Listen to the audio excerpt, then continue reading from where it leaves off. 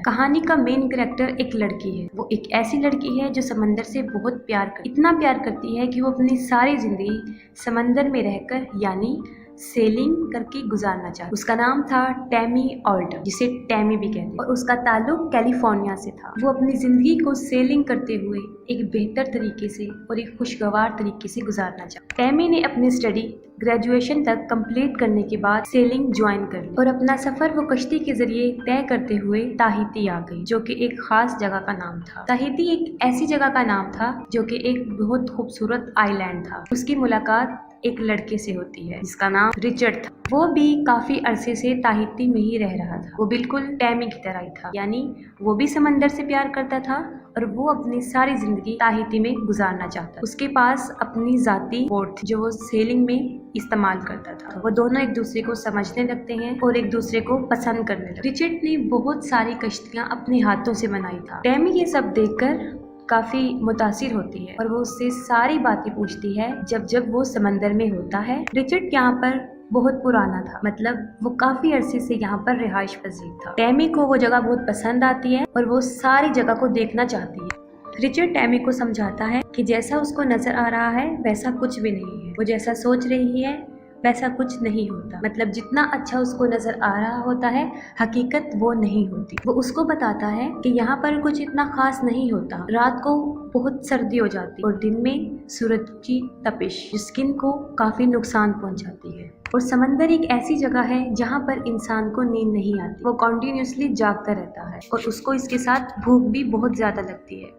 और अगर अकेला शख्स समंदर में रह जाए तो उसको ह्यूसिनेशन महसूस होने लगता है, मतलब जो कुछ होता नहीं वो इंसान को नजर आता है। रिचर्ड ये सब कुछ इसलिए बता रहा था क्योंकि वो अब इसका तजुर्बा हासिल कर चुका था। इन सब बातों से दो चार हो चुका था, मतलब वो इन सब को झेल चुका था। वो बताता है कि यहाँ पे सबसे खूबसूरत चीज जो मुझे नजर आई है वो शाम को सूरज का डूबना होता है। कि जब शाम को सूरज डूब रहा होता है तो वो मंजर देखने के काबिल होता है, बहुत खूबसूरत होता है। वो कहता है ये ऐसे जज्बात और फीलिंग्स हैं जो इंसान अपनी जुबान से बयान नहीं कर सकता। फिर हम देखते हैं कि उन्हें एक दूसरे से मोहब्बत हो जाती और 6 माह तक वो दोनों एक दूसरे के साथ एक ही बोट में रहते। उनकी जिंदगी के दिन ऐसे ही गुजर रहे होते। फिर हम देखते हैं कि कुछ अरसे बाद रिचर्ड के कुछ पुराने दोस्त जिसका नाम पीटर और उसकी वाइफ क्रिस्टीन उससे मिलते हैं। वो लोग भी कैलिफोर्निया से यहाँ पर आए थे। उनकी अपनी जाती बोट थी जो कि बहुत खूबसूरत थी। उन लोगों को यहाँ से इमरजेंसी जाना हो। वो रिचर्ड को कहते हैं कि हम तो यहाँ से जा रहे हैं, क्या तुम हमारी बोट को कैलिफोर्निया तक ले जा सकते हो? उसके बदले में उसको हम पे भी करेंगे। रिचर्ड को ये डील अच्छी लगती है और वो इसके लिए मान भी जाता है क्योंकि जाहिर है उसको इसमें प्रॉफिट नजर आ रहा होता है कि इसके बदले में उसको ढेर सारा पैसा मिलता है। रिचर्ड और टैमी दोनों पीटर की बोट को देखते हैं। उन्हें काफी पसंद आती है और वो इस डील को एक्सेप्ट कर लेते हैं कि उनकी बोट काफी खूबसूरत। वो अपना सारा जरूरी सामान खरीद कर अपने जाने की तैयारी करते हैं और देखते हैं हमें अपनी मंजिल हमें किस आइलैंड पर रुकना है।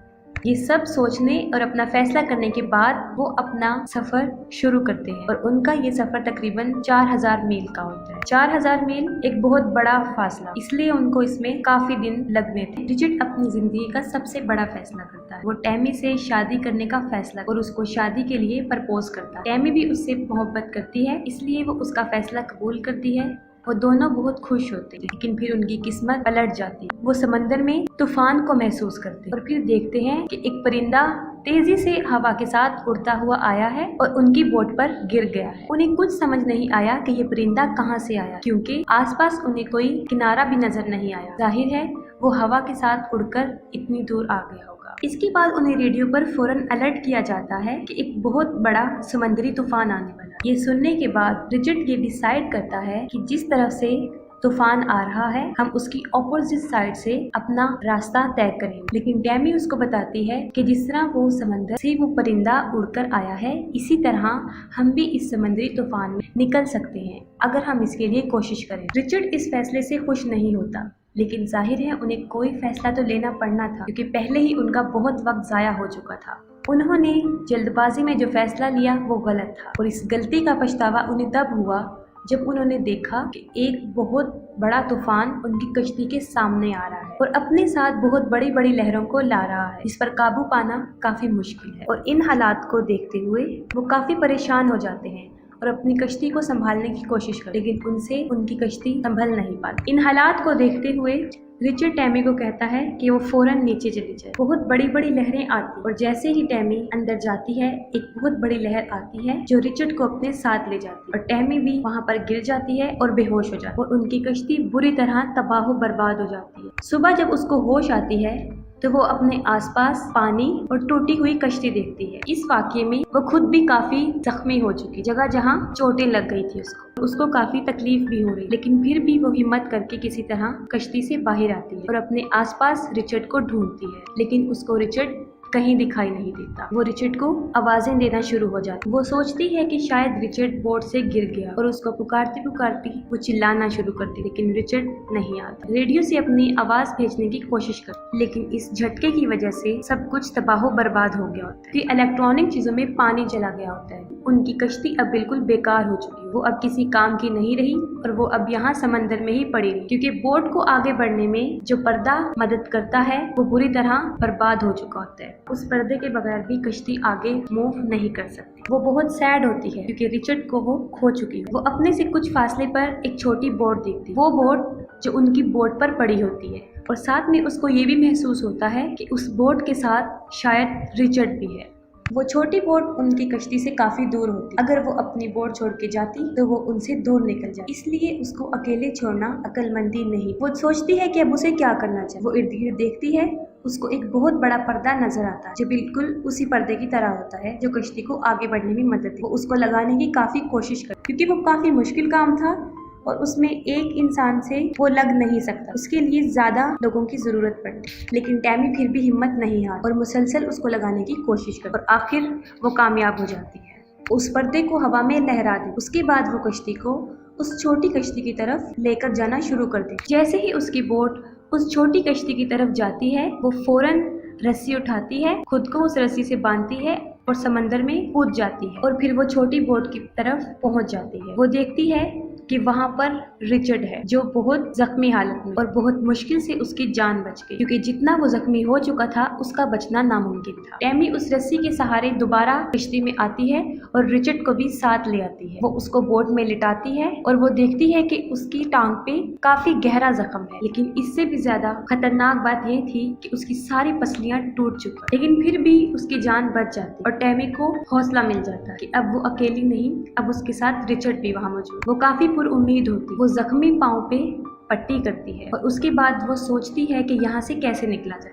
उसके बाद हम देखते हैं कि वो पाइप के जरिए बोट में पानी को बाहर निकालती है और जहाँ से कश्ती टूट चुकी है वहाँ पर टेप के जरिए जोड़ती है। इसके बाद वो यहाँ से निकलने का रास्ता ढूंढ, वो नक्शे को पढ़ने की कोशिश करती। ये चीज उसके लिए काफी मुश्किल थी, लेकिन वो फिर भी उसको पढ़ती रहती। इसके दौरान उसे पता चलता है कि वो तकरीबन 25 दिन में सैंटियागो पहुँच सकते हैं अगर उनकी कश्ती तबाह ना हो, लेकिन वहाँ पे हवाएं और लहरें बहुत तेज थी जो उनको आइलैंड यानी उनकी मंजिल से और दूर लेकर जा रही, जिससे उनको साफ नजर आ रहा था कि दिनों तो क्या वो तो महीनों में भी अपनी मंजिल की तरफ नहीं रह जा। कोई भी उनकी मदद को नहीं आया तो वो सारी जिंदगी के लिए यहाँ फंस सकते हैं और यहाँ से उनका निकलना नामुमकिन हो सकता है, क्योंकि जापान तक उन्हें कोई आइलैंड दूर दूर तक नजर नहीं आ रहा था। अपनी कश्ती में मौजूद जितना भी खाना होता है टैमी उन सबको इकट्ठा करती, क्योंकि यकीनन वो उनके पास बहुत थोड़ा रह गया होता है। ज्यादा से ज्यादा 14 या 15 दिन का खाना मौजूद था। यहाँ पर जो उन्हें सबसे ज्यादा मसला पेश आ रहा था वो पानी का था। उनके पास पीने का पानी नहीं था, क्योंकि शायद लहरों के टकराने से उनका वाटर प्रेशर टूट चुका था और पानी आना बंद हो गया था। लेकिन उनके पास थोड़ा बहुत पानी था जिस पर वो अपना गुजारा चला रहे थे। ये हालात, ये दिन उनके ऊपर एक इम्तिहान की तरह गुजर रहे, क्योंकि वो एक ऐसी जगह पर मौजूद थे जहाँ पर ना फिशर्स आते हैं और ना कोई सियाह, क्योंकि वो किनारे से इतना दूर थे कि आम इंसान उनको सोच भी नहीं सकता। वो ऐसा महसूस करते हैं कि अब वो यहाँ से कभी भी नहीं जाएंगे। वो यहाँ पर गुम हो गए और सच में वो यहाँ पर गुम हो चुके थे। उन्हें अपनी मौत साफ दिखाई दे रही। एक तो वो समंदर में फंस गए थे ऐसी जगह पर जहाँ पर उनका बचना नामुमकिन है, और दूसरा खाने पीने की तरफ से उनका खाना भी दिन ब दिन कम होता जा रहा है। और जो सबसे बड़ी प्रॉब्लम ये थी कि टैमी वेजिटेरियन।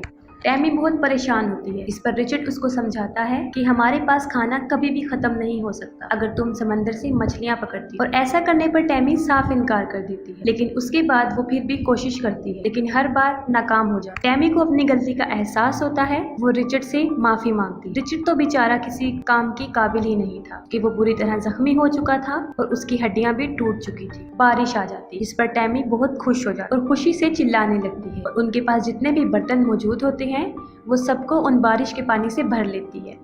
लेकिन उनकी जिंदा बचने के लिए ये चीज काफी नहीं थी। उनको खाने के लिए भी चीजें चाहिए थी। दिन ब दिन उनकी हालत खराब से खराब तर होती जा रही। वो दोनों लेटे होते हैं। टैमी को दूर एक बोट नजर आता है, एक बहुत बड़ा बोट। वो फौरन फायर करती है। वो फायर से उनको बुलाने की कोशिश करती है, लेकिन वो लोग बगैर उनको लिए वहाँ से चले जाते, क्योंकि वो सोचते हैं कि यहाँ पर कश्ती हो ही नहीं सकती। उन्हें वहाँ रहते रहते तकरीबन 20 दिन गुजर चुके और उनकी हालत बदतर से बदतर होती जा रही। और टैमी उसी चीज का शिकार हो रही जो आपको मूवी शुरू होने के स्टार्ट में बताया था, यानी हेलुसिनेशन, धोखा, फरेब नजर। टैमी अपने अंदर अजीबोगरीब तब्दीलियां महसूस कर रही। वो महसूस कर रही थी कि वो पागल होती जा रही है और उसको अब यकीन हो गया था कि अब वो यहाँ से बचकर नहीं निकली और यहीं पर उनकी मौत हो जाए। उनके पास वाइन्स की कुछ बॉटल्स थी जिस पर वो अपना गुजारा चला रहे थे और अपने पेट को भर रहे थे। टैमी काफी मेहनत करती और रिचर्ड को बचाने के लिए वो काफी स्ट्रगल करती। उस कश्ती में रहते रहते उनको तकरीबन 40 दिन बीत जाते।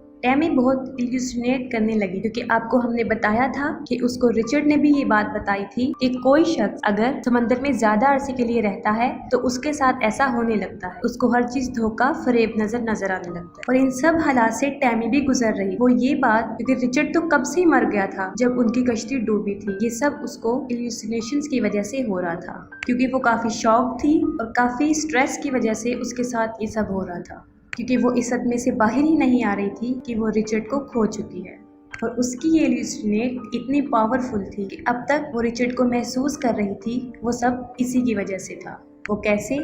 क्योंकि जिस रिचर्ड को वो महसूस कर रही थी असल में वो था ही नहीं। वो खुद से अकेले में बातें करती रही और उसको लगता था कि उसके आसपास रिचर्ड मौजूद, क्योंकि वो रिचर्ड से प्यार करती थी। और इस बात को एक्सेप्ट करना काफी मुश्किल था कि उसने रिचर्ड को हमेशा के लिए खो दिया। और 40 दिन गुजर जाने के बाद आखिरकार उसको यकीन आ ही जाता है कि अब रिचर्ड नहीं रहा और अब वो अपने इमेजिनेशंस की दुनिया से बाहर आ जाए। काफी मरतबा हम फिल्म में ये देखते हैं कि वो रिचर्ड को महसूस कर रही होती, वो देख रही होती है, लेकिन हकीकत में ऐसा नहीं हो। लेकिन उसकी किस्मत अच्छी थी, उसकी जिंदगी को एक और मौका दिया था और वो देखती है कि एक बोट उससे थोड़ी दूर की फासले पर है, उसकी तरफ आ रहा है। इस बार भी वो गन से फायर कर और फिर उन लोगों को पता चल जाता है कि वो वहाँ पर कोई मौजूद है। और इतने दिनों के बाद, इतने नामुमकिन हालात में, जो मैं शुरू में आपको बता चुकी, वो बच जाती है। वो तकरीबन वहाँ पर 41 दिन तक रुकती है। एक काफी लंबा अरसा समंदर में रहना काफी बुरा एक्सपीरियंस हो सकता है और उसकी जान बच जाती। और ये बहुत सच्चा वाकया है, बिल्कुल हकीकत पर मबनी। इसके बाद भी टैमी